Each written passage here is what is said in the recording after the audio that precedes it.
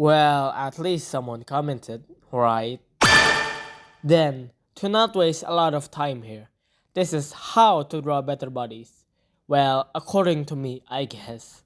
And correct me if there's anything wrong with it, because I'm still not the best at the human body, especially with proportion. Tickets! What? We're flying to Philadelphia! Oh, hell no! That's Oh, hell no! But I have some knowledge of it. But without further ado, let's go. Then, bringing it back, we have simplification. This will be a reoccurring thing for drawing. To put it simply, it's to simplify an object into a shape like boxes, circle. And for this case, the human body. There's two types that a lot of people uses for the human body, but we're only focusing on the box method. So here's a fully boxed out human body.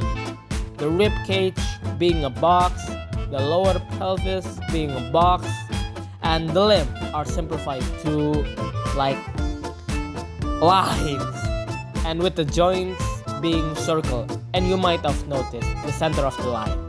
This is just to balance things out and to shape the body first.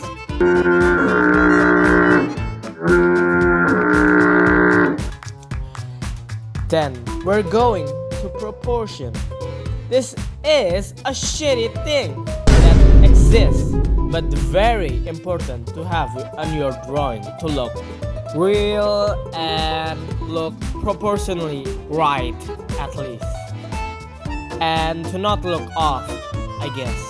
And to put it simply, this is how to measure the whole human body with, the arms being on the hips and the joint of the arm being like on the body, on the belly side.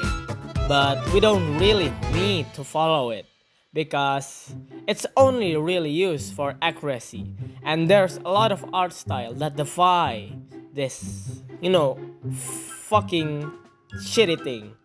So yeah, now we're going to the final section of the body, and probably the most boring: anatomy.